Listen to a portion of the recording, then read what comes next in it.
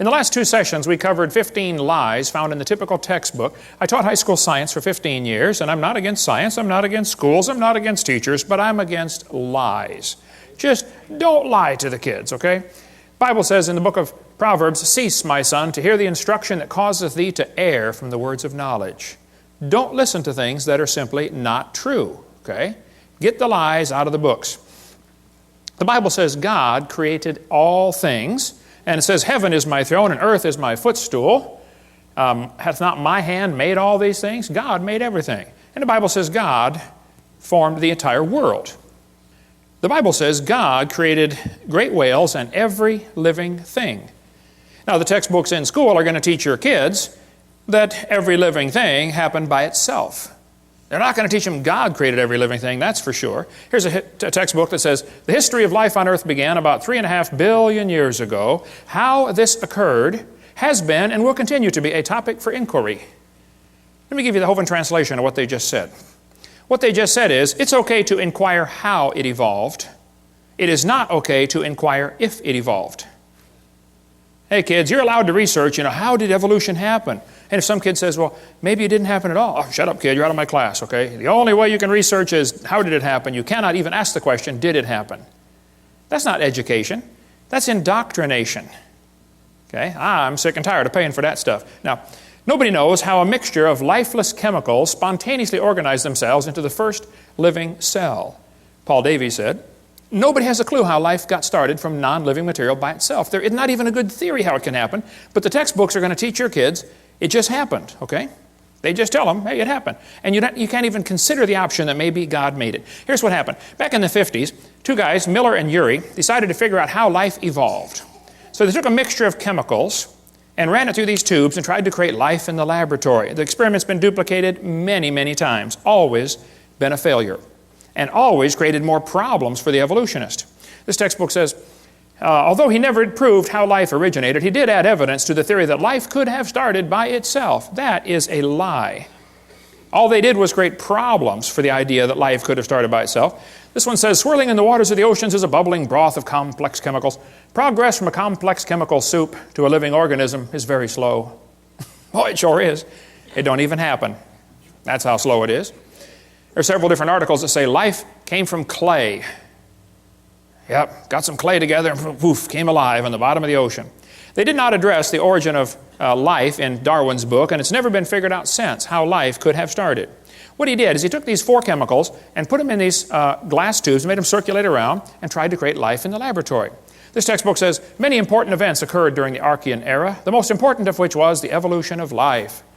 Progress from complex molecules to the simplest living organism was a very long process.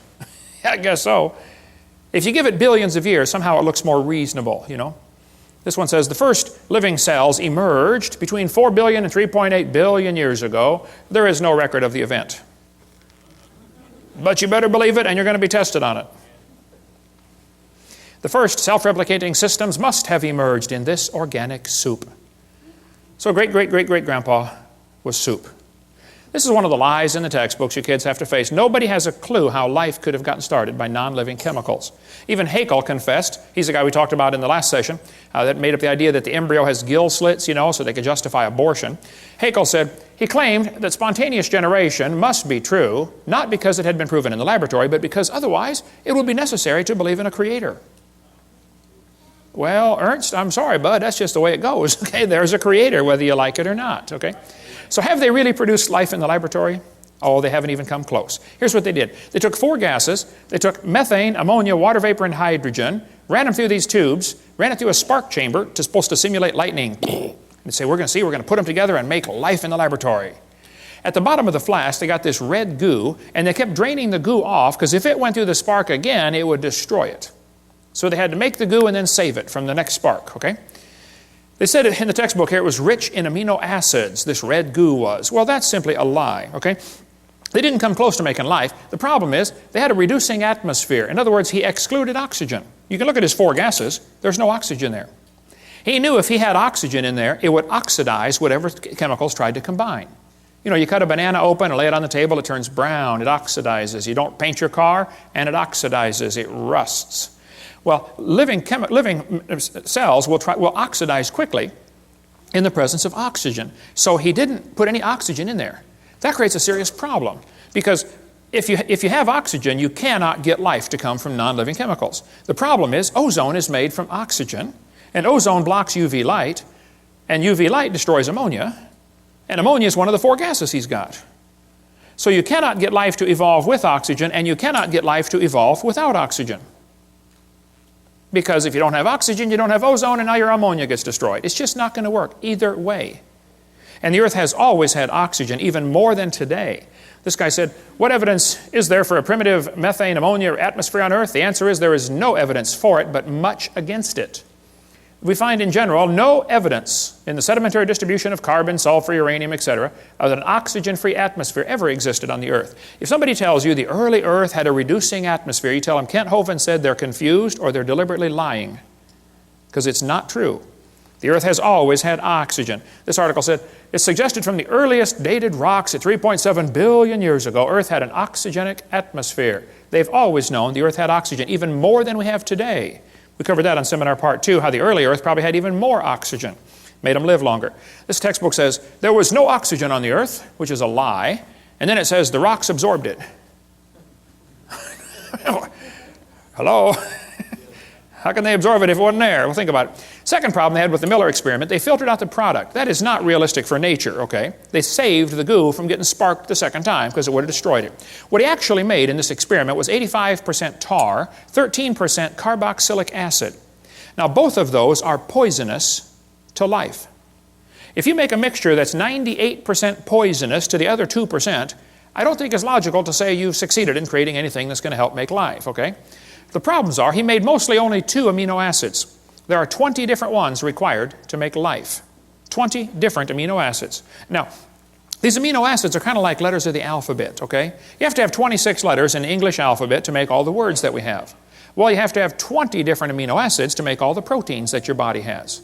With those 20 different amino acids, your body can build a bazillion different kinds of proteins, kind of like you can make a lot of different words with the same 26 letters, okay? What he actually made was a couple of letters, like 2 of the letters of the alphabet, by combining these gases. This creates a real problem since half of them were left-handed and half of them were right-handed. What he actually made was amino acids, only 2 of them, and half of them were backwards. I mean, if I drop letters of the alphabet, there's a 50-50 chance some of them are going to land upside down. They don't do any good. You have to have them all facing the right way. The smallest proteins we know of have about 70 to 100 amino acids, all of them facing the right way. This greatly compounds the problem, okay? DNA and RNA are all right-handed. All other proteins are left-handed. It's a very puzzling fact. All proteins that have been investigated from animals, plants, and higher organisms, and from simple organisms, bacteria, molds, even viruses, are made of left-handed amino acids. They're all that way. So he's really got a problem since half of his letters were backwards.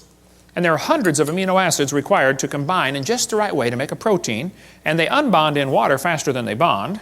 And they claim this all happened in the oceans. Well, the oceans are completely full of water, all the way to the bottom. And Brownian motion is going to drive them apart. It's not going to put them together. One of the lies in the textbooks is that they made life in the laboratory. They have all they've done. Every experiment has made the problem worse for the evolutionist, okay? Spontaneous generations do not occur spontaneously in water. Life is not going to get started in this way. There's a whole lot more in the book, Icons of Evolution, if you want a lot more on the subject to go down deep. But they got this weird idea in their head that all they have to do is get all the right chemicals together and then add energy, and it'll make life. Okay, well, let's do an experiment. Let's put a frog in a blender and turn it on. In a matter of moments, you will have frog nog. And you will have all of the chemicals required to make a frog in one blender, right? Then we're going to add energy. You can turn it on puree for 30 minutes. You can nuke it, microwave it, zap it with jumper cables. I don't care what you do. Drop a hand grenade in there. Add all the energy you want, okay? How long will it take to reassemble the frog? It'll never happen. See, just getting the chemicals together isn't the problem. You go to the mortuary, you got a dead body laying there, you got all the chemicals required for life right there in one spot. Bring it back to life. Life is something different. I don't think science has ever defined that clearly, but they talk about how we all came from this early life form. Once this first life form got started, this single cell, then it evolved into everything else. Like this textbook shows the kids that a bacteria slowly evolved to a human. These trees of life are absolute propaganda. There is no evidence for any of these, okay? Even Mary Leakey said, those trees of life with the branches of our ancestors, that's a lot of nonsense, okay? Stephen Gould said the evolutionary trees that adorn our textbooks are not the evidence of fossils, that's for sure. There is no evidence that any animal is related to any other kind of animal. But this textbook says, all the many forms of life on earth today are descended from a common ancestor found in a population of primitive unicellular organisms. There's no such thing as a primitive unicellular organism. If it's alive, it's complicated. We'll cover more on that in a minute. And then it says, no traces of those events remain. What they do is they tell the kids, okay kids, the mammals, the birds, and the crocodiles have a common ancestor. They draw these trees in the books, and they look so pretty, and the kid goes, wow, they've got proof. I saw it in my book. No, they've got a picture in your book, okay? Everything inside that circle is pure religious speculation. They think it happened, they hope it happened, but there is zero evidence for anything inside that circle. It's one of the lies you're going to have to face in your textbook. The Bible says if you offend one of these little ones, you'd be better off with a millstone about your neck. Go swimming. These folks teaching evolution are in serious trouble when they stand before God. Then they tell them we come from a simple, primitive, unicellular organism. Look, just because it's smaller doesn't mean it's simpler. A paramecium is more complicated than a space shuttle, and you can put thousands of those into one drop of water. Smaller is not simpler. That's one of the lies in the textbooks. I'll show you. Here's a microchip inside a paperclip. Pretty small. Not simple. This microchip is being held in the mouth of an ant, and that little microchip can process every letter of the Bible 200 times per second. Smaller is not simpler. I'll show you. Let's compare the brain of a honeybee to NASA's Cray computer. At one time, the world's fastest computer, I think they got a faster one now. The brain of a honeybee is pretty small. The Cray computer is huge. We would all agree there's a size difference, right? Okay. Now, the Cray computer could do 6 billion calculations per second. It was estimated that the honeybee's brain is doing about 1 trillion calculations per second, 1,000 billion. So that little honeybee brain is about 133 times faster than a Cray computer. The Cray uses many megawatts. It's power hungry. The honeybee uses 10 microwatts.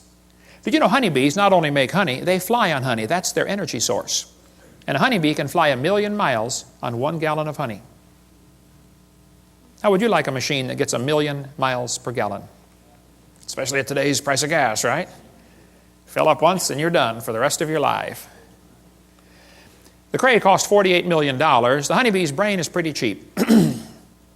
You splat them on your windshield all the time, right?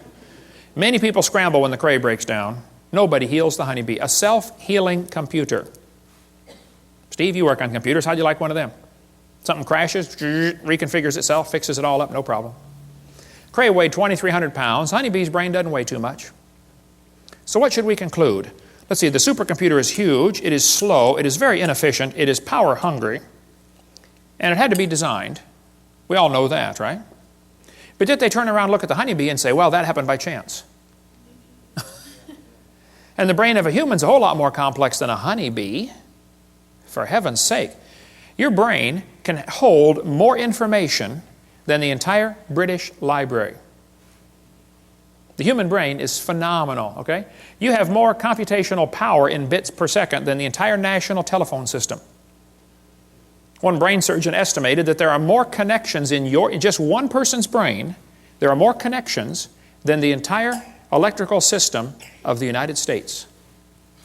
How many wires have been connected together in the United States, would you guess, inside every computer and inside every machine and inside every building? Like zillions of them. One brain has more than that. One professor told me that he believed in evolution, and I said, well, sir, do you believe your brain is nothing but 3 pounds of chemicals that got together by chance? He said, yeah. I said, then how can you trust your thoughts and the conclusions you come to? Maybe you got a chemical in there backwards. He did, by the way, several actually. But then they tell the kids, well, DNA is pretty tiny, but that proves evolution. That's what this textbook says. We have evidence of evolution from molecular biology. Darwin speculated all forms of life are related. This speculation has been verified. They are lying to your kids. Nothing about DNA has helped with the evolution theory at all. DNA, which stands for deoxyribonucleic acid, is the most complex molecule in the universe. Unbelievably complicated molecule. That little DNA molecule, average person has 50 trillion cells in their body with 46 of those little molecules in each cell. 46 chromosome strands in each cell of your body. If you extracted all of it, it would only fill about 2 tablespoons. But if you took those DNA strands and unwound them, stretched them out, tied them together, one person's DNA would reach from Earth to the moon and back over 500,000 times. Round trips to the moon. They say the DNA holds more information than all computer programs ever written by man combined. IBM models the newest computers after DNA. The quantity of information is so vast, we have to invent new numbers to measure it. Not terabytes, petabytes, or exabytes, yottabytes, and zettabytes. All the words uttered by everyone who ever lived would amount to 5 exabytes. And your DNA and your chromosome holds more information than that. It is so unbelievably complex. If you typed out the code found in your DNA, when you got done typing, you'd have enough books to fill Grand Canyon 78 times. That's the instructions to make you. I'd say you're pretty special. Quite a list of instructions to make you. David said, I will praise thee, for I'm fearfully and wonderfully made. And he didn't have a microscope, and he could figure that out. Yeah. You know, from conception to birth, the baby adds 15,000 cells per minute to its body. Each one is more complicated than a space shuttle. How would you like to be in charge of the supply end of supplying a factory that is producing 15,000 space shuttles a minute? And it's your job to make sure they have all the nuts and bolts and screws and everything they need to put that thing together. Some of you women are saying, boy, I did it, and that's hard too. Sometimes they want pickles in the middle of the night, you know. What are you building down there anyway, you know? The probability of one DNA happening by chance has been calculated to be 1 in 10 to the 119,000th power. That's a big number when you figure the entire visible universe is about 10 to the 28th inches in diameter. DNA has not proven anything that would help the evolution theory. It's been made the problem much, much, much worse. But let's just assume that the chromosome number means something and that, you know, it could evolve. Okay, well then I did some research on this. I discovered penicillin has 2 chromosomes. That one had to evolve first. And then slowly over millions of years, they got some more chromosomes because they're complicated, you know, and turned into a fruit fly.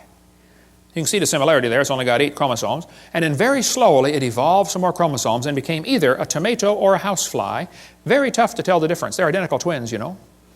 And then very slowly over millions of years, it evolved into either a pea or a bee. You can see the similarity there, you know, pea, bee, very similar. And slowly became lettuce and then a carrot. And finally, when we got to 22 chromosomes, triplets. The possum, the redwood tree, and the kidney bean all have 22 chromosomes. Average scientists cannot tell them apart. Let's see, which one is which here? Okay, let's see, tree, possum, bean, and we have 46, folks. And if we can just get 2 more, the next step of human evolution, we're going to become a tobacco plant. And it probably won't happen in my lifetime, but we might get enough chromosomes someday to be either a dog or a chicken. They're twins too, you know. And then way down the road, you know, we're going to become a carp. They got double the chromosomes we do. And someday, star date 349572, we're going to become a fern. Hey, how come the evolutionists are always comparing things that fit their theory? Why don't they show us the things that don't fit their theory? Like, let's just say we're going to examine how things evolved based upon how long they lived. Well, we could arrange animals by how long they live, and we'll find out the hamster evolved first, slowly turned into a cat, and then a canary, and then a dog, and then a chimpanzee, and an alligator, elephant, horse, turtle, and human. We made it, folks. We made it. Let's arrange the animals based on how long they're pregnant, their gestation period. Well, in that case, the possum, only 13 days.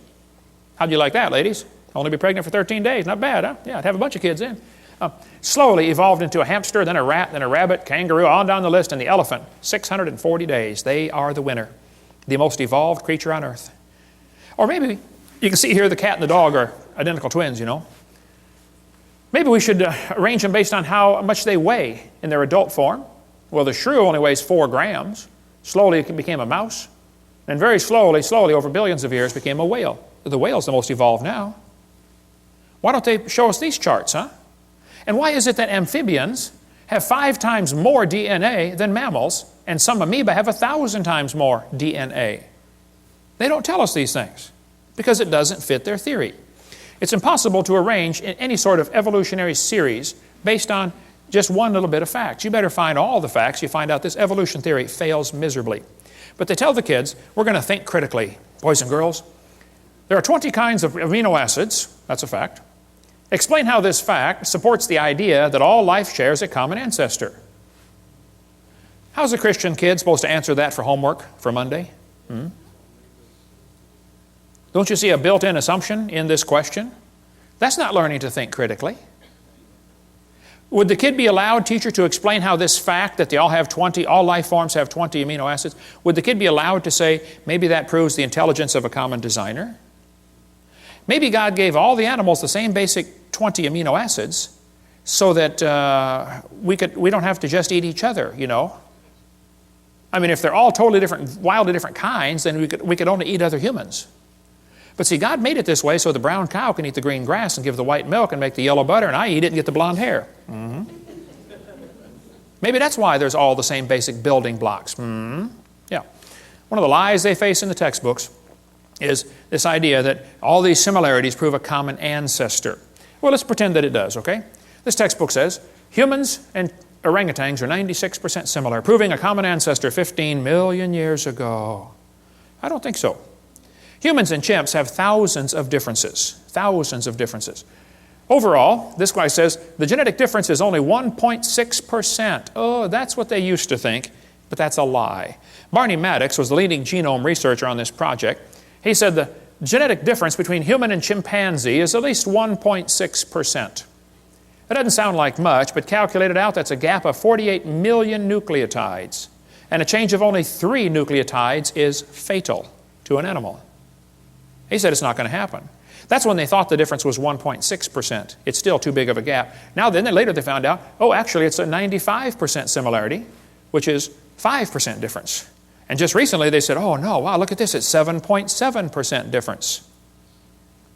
The difference, the more we study about this, the worse the problem gets for the evolutionist. Actually, it's becoming worse by the day.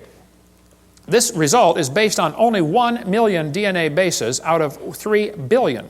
They've only analyzed 1/3000th of the human DNA code. Very small percent has actually been analyzed. French and American scientists have mapped chromosome 14, the longest sequence to date, and the site of more than 60 disease genes. The feat enlisted nearly 100 researchers and marks the 4th of the 24 human chromosomes mapped so far. If somebody tells you they have mapped the entire human genome, you tell them Kent Hovind said they're mistaken or they're lying. Okay, they've only mapped a small percentage. Okay, then it says the French National Sequencing Center said the chromosome is comprised of more than 87 million pairs of DNA, all of which have been sequenced, so the chromosome's map includes no gaps. This is the longest piece of contiguous DNA sequenced. 87 million pairs, a fraction of the total 3 billion pairs found in the human genome. They still don't know how much there's in there, and it's already 7.7% difference. This researcher said, human genome is littered with up to 20,000 pseudogenes. That proves evolution. I get this in debates all the time. They'll say, what about the pseudogenes? I said, there's no such thing. They say, well, yeah, there are thousands of pseudo, which means a false gene. It doesn't do anything. Oh, no. Those pseudogenes serve several purposes. Number one, they serve as decoys to draw poisons away from the real ones. Number two, they serve as backup mechanism. It's like your computer has an automatic backup. You know, if a piece of the memory gets destroyed, another one of those pseudogenes jumps right in, takes over. No, there's not. They took out some of the pseudogenes to see what would happen. They said, well, the mouse doesn't need these things. Let's take them out. And there's how they turned out. They were deformed terribly. No such thing as a pseudogene. The pseudogene may function as a decoy to lure away destructive enzymes. Discover Magazine of '03. We could spend all day on DNA sequencing, but you know, it could be. We have similar DNA to other animals because we have the same designer. You know, similar bridges would have similar blueprints, wouldn't they? Similar cars would have similar instructions on how to build them, how to make them. Man has a pretty good understanding of how cars work. My daddy started us boys off working on cars when we were, 7 years old. I've had 128 cars, I believe. I've rebuilt the motors, the transmissions, the wobulator shafts, the differentials, the high-speed Canootin valves, and the muffler bearings. I have a pretty good understanding of how cars work. But understanding the operation of a car does not explain the origin of the car. Big difference. See? Let's suppose your son turns 16. All of my kids did a few years ago. Your son comes up and says, "Hey, Dad, I got my license." "Let me see that thing, son. Let me see your license. Come on." "Wow, son, that's a lousy picture." It is a good likeness, though. He says, "Hey, Dad, can I drive the car?" "Well, son, your mom and I knew this day was coming. The car is a very complicated machine. Did you know there are 3,000 bolts required to hold a car together, and one nut can scatter it all over the highway? We don't think you're ready for the whole car, son. We're going to let you slowly evolve into the car. This year we're going to give you 10%. Next year maybe just a little more." Hey, what good is 10% of a car? That's what you put in a junkyard. How many things have to be right on a car to make it work? Like thousands of things?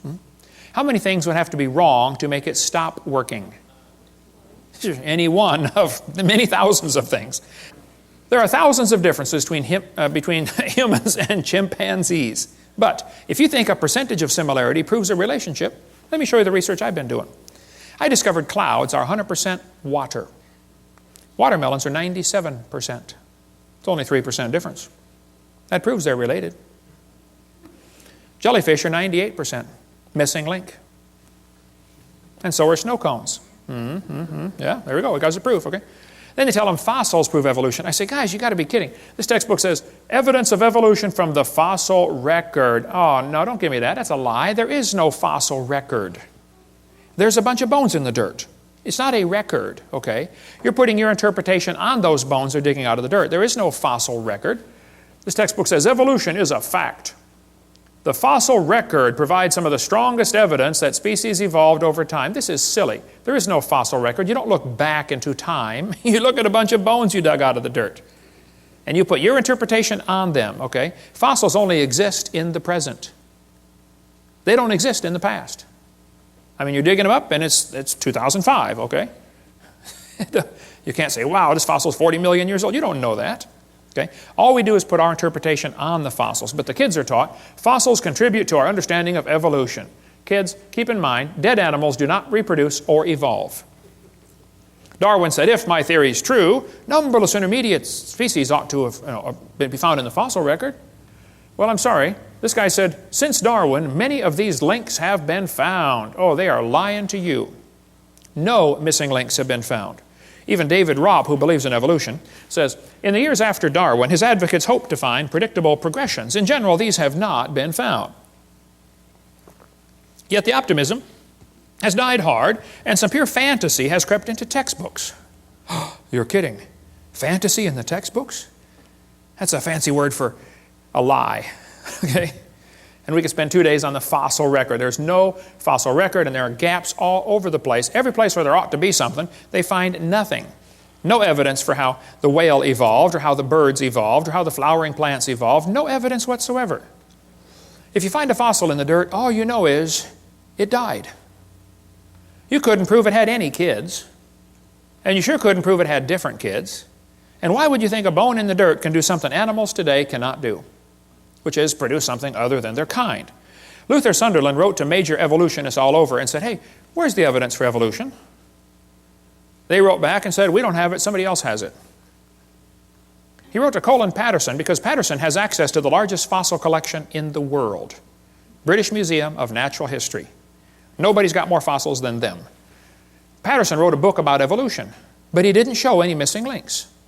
So Sunderland wrote him a letter and said, excuse me, why didn't you show the missing links in your book? I'd like to see a picture of the missing link. Patterson wrote back and said, I fully agree with your comments on the lack of evolutionary transitions in my book. If I knew of any, fossil or living, I would certainly have included them. I will lay it on the line. There is not one such fossil. There are no missing links. The whole chain is missing. It's not a link they're looking for, folks. Even Stephen Gould said the absence of fossil evidence is a nagging problem for evolution. Yeah, it sure is. Stephen Gould died with a set of my videos on his shelf in his library. I hope he watched them. I donated him to him years ago, way before he died. Hopefully he watched him and got saved. I don't know. So Niles Eldridge and Stephen Gould have kind of resurrected the punctuated equilibria idea that came actually from Richard Goldschmidt. Goldschmidt said, the first bird hatched from a reptilian egg. They got so frustrated looking for missing links and they couldn't find any, they said, well, this just proves evolution happened quickly. Oh, I see, yeah. And this bird that hatched from the reptile egg, who did it marry? Don't you have to have two in the same place of the opposite sex? I mean, what if you get two males? And don't they have to be at the same time in history? What if one's born just 10 years before the other one? Just missed it. You got to get them in the same place of the opposite sex at the same time, and they got to be interested. You got a whole bunch of problems, okay? Serious problems. Then they tell the kids to think critically. Which theory best describes the organism's evolution? Gradualism or punctuated equilibria? Look what they do. Kids, which theory is the best explanation? Slow evolution or fast evolution? Do you see how they're giving the kids two options, both of which are false? Which is correct, boys and girls? Elephants are orange or elephants are pink? Oh man. Mom, what should I write for this one? I don't know, honey. Go do your homework. They're neither one. You realize how frustrating this is for Christian kids to go through public schools and have this kind of stuff day after day after day, and how it wears at their faith? And they finally just start giving the evolution answers. And 75% of the kids from Christian homes are being destroyed and losing their faith going through these public schools. That's not thinking critically. This textbook says, which is correct, boys and girls? Did evolution happen gradually or in short leaps and punctuated equilibria? They give them two options. Evolution happened slowly or evolution happened quickly. These guys are not capable of thinking outside the box. It didn't happen at all. Is that an option? But I guarantee if a kid puts it didn't happen at all on his test question, the teacher's going to count it wrong. I debated Dr. Pigliucci from Knoxville, Tennessee, UT Knoxville. I said, Dr. Pigliucci, you've studied and taught evolution of plants for 10 years. You've received $650,000 in grant money to study the evolution of plants. What's the best evidence you know of for evolution? That was my question. His answer was, the evolution of whales. I said, just exactly what kind of plant is a whale anyway? Yeah. He said the hippo is evidence for evolution because it's in the process of adapting to an aquatic way of life. Hippo is proof for evolution because it likes to go in the water. Oh, wow, I like to go in the water too. What's that mean? Evolution's a shell game. Everybody thinks that somebody else has the evidence. The biologist says, oh, we don't have it. The geologist has it. The geologist says, oh, we don't have it. The anthropologist has it. It's a shell game with one major difference. You know how they put the P down there and try to get you confused, you know, which one has the P? The difference is there's no P under any of them. Nobody has the evidence. Nobody. They're all lying. They say, what about horse evolution? Yes, boys and girls, you see this? The four-toed horse evolved to the one-toed horse. That's a lie, proven wrong 55 years ago. The hyrax is the so-called four-toed horse. They're still alive today in Africa and Turkey. There's still a little bitty critter. There's one right there, a hyrax. They don't tell you the early horse had 18 pairs of ribs. The next one had 15. These animals are not even related. They just picked some bones and put them in order they wanted them. The next one had 19 and then back to 18. This horse evolution theory was proven wrong a long time ago. There's a whole variety of horses today, by the way, big ones and little ones. But back in 1950, G.G. Simpson, a famous evolutionist, said, this horse evolution was unintentionally falsified. It's not true. The evolution of the horse was all wrong. It never happened in nature. Horse evolution has not held up under close examination. The whole idea was made up by Othniel Marsh back in 1874. He picked animals from all over the world and put them in order the way he wanted it to happen. He never found them in that order, okay? Modern horses are found in the same layers as the so-called ancient horse. The ancient horse is just an animal still alive today in Turkey and East Africa. The ribs, toes, and teeth are different. In South America, the fossils are in the reverse order. Real problem. They're never found in the order presented in the textbooks. Tulsa Zoo finally took out their display because a friend of mine wrote him a letter and said, hey, why do you have the horse evolution on display? I've got the letters here somewhere. Did you get those out, Steve? The They're in the suitcase? Okay. You can come read those later. He wrote them a letter and said, guys, your horse evolution thing was proven wrong like 50 years ago. You know, would you please remove the display? And they said, we don't have the funding to remove it. So he went to a sign shop and got a bid for a sign, $60 or something, that says, we'll take this, the sign would say, we will take down this display as soon as we receive the funding, because the display is not accurate. He went into the curator at the zoo and said, here's $60 for the sign. This guy will make the sign. When would you like it delivered? He said, what's this? Oh, you're going to take down, we're going to take down the display when we get the funding. Yeah, he said, you ought to at least warn the people, you know, the display's not right. Well, they didn't take it down. Finally, I forget, 2,000 people signed a petition saying, get this thing out of our zoo. It came on the evening news, 10 o'clock one night. Tulsa Zoo has a false display. Next morning, it was gone. They found the funding. 6 months later, they put it back up. Yale University still has their horse evolution on display, proven wrong 55 years ago. Get more on the horse evolution in the book Icons of Evolution. Just because you can arrange animals in order, that doesn't prove anything. Even if you find them buried in a certain order, that doesn't prove anything. If I get buried on top of a hamster, does that prove he's my grandpa? No. Order of burial means nothing. But if you think you can arrange things and that somehow proves something, okay. I've been doing a lot of research on the evolution of the fork. I've pieced together fragmentary evidence for a long time. I believe, after studying this very intently, that the knife evolved first. Slowly, over millions of years, great geological pressures squeezed it and made it concave on one side, convex on the other, and squeezed it into a spoon. And then slowly, erosion cut grooves into the end and turned it into a fork. I knew I was onto something here, but I felt like I had a missing link, particularly between the spoon and the fork. I just couldn't find it. Till one day I was flying to Connecticut on U.S. Air. I was 30,000 feet off the ground, and the stewardess walked down the aisle and just handed me the missing link. I don't think she knew what she had, but my trained scientific eye picked it up right away. I said, wow, this is it. I've got it. I stuck it in my pocket. Later that day, I went to Popeye's Chicken and found another one. There they are, folks, the missing links. So the evolution of silverware is nearly complete.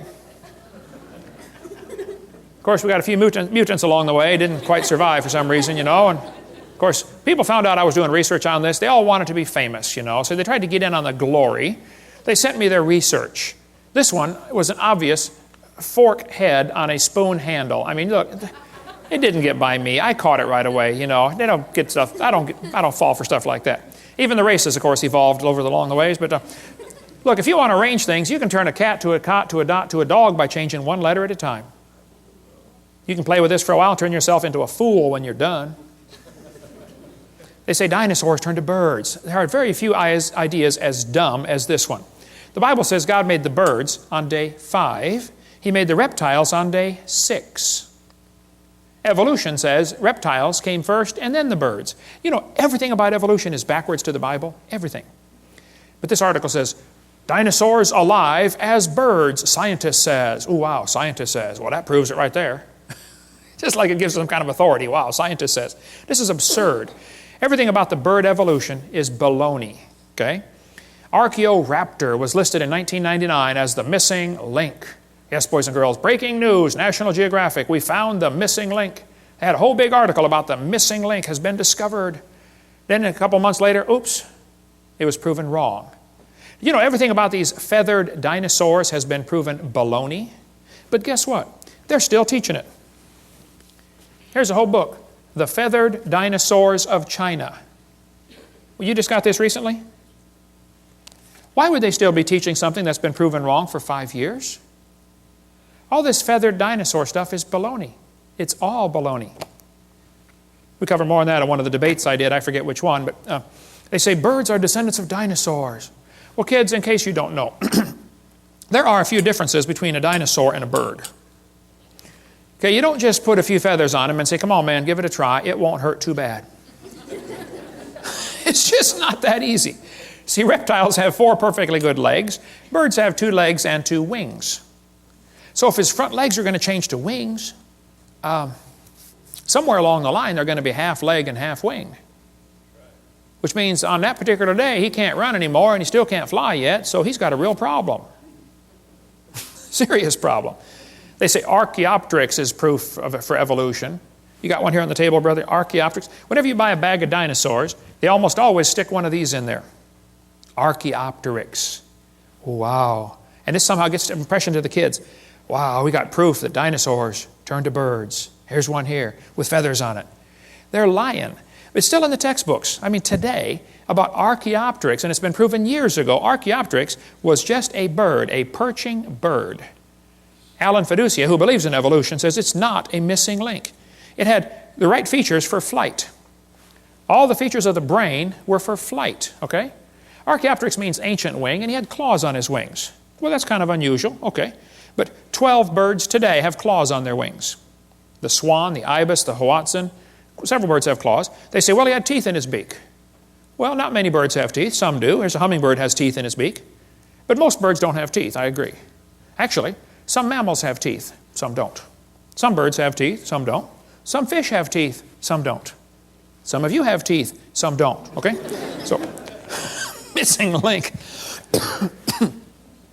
The Chinese dino bird was a forgery, and we don't have time to cover all that today, but we give lots more on that on the one of the debates I did. It's true feathers and scales are both made of keratin, same building block, that's true.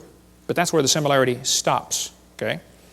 Actually, birds and reptiles have different lung system, different reproductive system, different body covering, different brain, a different circulatory system. Thousands of differences exist between dinosaurs and birds. That could be a whole seminar by itself. It's interesting, there are two different kinds of dinosaurs, the bird hip and the lizard hip dinosaur. Their hips are very different. Ask an evolutionist, which type of dinosaur evolved into the bird? Was it the bird hip or the lizard hip? And they will probably kind of hang their head and quietly say, well, it was the lizard hip. Oh, so now the hip's got to turn around backwards too. In addition to the billions of other changes you got to make, there's no evidence of how dinosaurs evolved to birds. None. Zero. So who's right? Well, Richard Dawkins said, it's absolutely safe to say if you meet someone who claims not to believe in evolution, that person is ignorant, stupid, or insane, or wicked. Sounds like he's open for a discussion. When I went to England, we tried everything to get to debate Richard Dawkins. He refused. He hung up on my secretary. His secretary hung up on me when I called back. Jesus said, you shall love the Lord your God with all your mind. There's no mental reason to reject Christianity. It's a logical deduction to say, hey, there must have been a designer. You see something complicated like this world, you say, hey, must have been a designer. Evolution's not a fact. It's not even a good theory. It's not even a hypothesis. It's a metaphysical research program. Julian Huxley said, I suppose the reason we leapt at origin of species was the idea of God interfered with our sexual mores.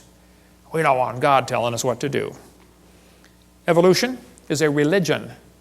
Even Michael Ruse said that. He said, I'm an ardent evolutionist and an ex-Christian. But I must admit that is one complaint, Mr. Gish is but one of many to make it. The literalists are absolutely right. Evolution is a religion. This was true of evolution in the beginning, and it's true of evolution still today. We believe in evolution because the only alternative is creation. And that's right. That is the only alternative. One Russian atheist astronomer came over here to America, and he was speaking at the university, and he said, folks, either there is a God or there isn't. I thought, wow, now that's a brilliant conclusion to come to. But then he said, both possibilities are frightening. I thought, wow, now that is a brilliant statement. See, if there is a God, we better find out who He is and find out what He wants and do what He says. If there is no God, we're in trouble. We're hurtling through space at 66,000 miles an hour and nobody's in charge. That's a scary thought. Even one famous scientist said, this evolution, transformationism, is a fairy tale for adults. The theory has helped nothing in the progress of science. It is useless. Even if evolution theory is true, it's useless. It's of no value to science whatsoever. Evolution is a kind of dogma which its own priests no longer believe, but which they uphold for the people. Even most scientists don't believe in this, but they're afraid of losing their job or their research grant money, or they're afraid of peer pressure. No different than a fifth grader afraid what the other fifth graders think of them. We got college professors out there teaching these lies that I've covered just because they have to, because that's their job. Muggeridge said, "I'm convinced the theory of evolution will be one of the great jokes in the history books of the future." Satan is a liar. And everything about this theory is based on lies. Even Thomason said, "These evolution people who go about teaching evolution are great con men. The story they are telling may be the greatest hoax ever. We do not have one iota of fact to support this evolution theory." So Fred Hoyle, the famous astronomer, said, "Well, life is so complicated, it could not have evolved on Earth, so it must have come from outer space." Well, duh. All that does is postpone the problem. How did it happen out there? This guy says, "Evolution is a light which illuminates all facts. All lines of thought must follow. This is what evolution is." Well, Pierre de Chardin, the Catholic priest that got most of the Catholics to believe in evolution, including the Pope, who's 3 times now said, "We believe in evolution." Pierre de Chardin is one of the guys responsible for the great Piltdown hoax. He's a liar. Absolute bald-faced liar. God's Word is a light. Okay? Not evolution is a light. But if a kid goes 12 or 15 years to school in your school system, how's he going to view the world? Probably like an evolutionist. Why would they teach these lies? Well, some people think that if everybody believes in evolution, that will make it true. It doesn't matter if everybody believed in it. That wouldn't make it true yet, okay? Some people teach the lie to keep the paycheck coming in. Kids, there are teachers that don't believe in evolution, but they keep teaching it anyway because they like their paycheck every Friday. And they will lie to you to keep their paycheck coming in. Some understand the bigger picture, how evolution is the foundation for the New World Order. We cover more on that on Seminar Part 5. Evolution is the foundation for Marxism, Nazism, communism, socialism. That's why when I do debates, I always call it creation versus evolutionism. It drives them nuts, you know, because they're used to saying, "Oh, it's evolution versus creationism." They always put the ism on creation. So when I flash up my sign at the beginning, it says, "Creation versus evolutionism debate." They always sit there with that puzzled look on their face. They're trying to read it thinking, you know, something doesn't look right about that, but I don't know what it is. Just get the little jab in there, you know. Why do people believe in evolution? Well, you might want to get this book, The Case Against Darwin. Excellent, short book, quick read for your intellectual friends that want to get the quick picture. Some people, that's all they've ever been taught. When I spoke in Russia, I was over there at the university. There were 30 professors came in to hear me speak. And after about an hour, one of the professors was crying. And I asked the interpreter, I said, what's he crying about? And she said, he's never heard the creation story. He didn't know there was one. All he's ever heard is evolution. He wants you to keep going. I went for another hour. I spoke at a public school over there in Russia. The room would seat 400 kids. They had 700 high schoolers come in there and listen to me for 2 hours. I mean, you could have heard a pin drop the whole time. I couldn't believe it.